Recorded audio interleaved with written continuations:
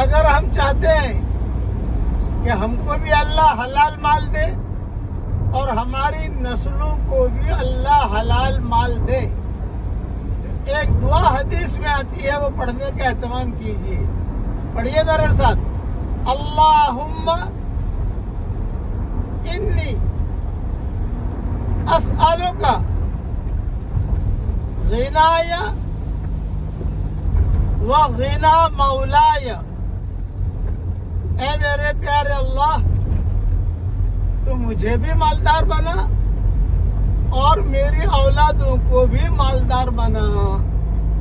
یہ مضمون مسند احمد میں ہے. عربی جملے ضرور پڑھ لیجئے. اس میں رسول اللہ صلی اللہ علیہ وسلم کے منہ کا اور زبان کا نور ہے. اللہ تعالیٰ یہ دعا ہم سب کے لیے قبول فرمائے. کہیے آمین.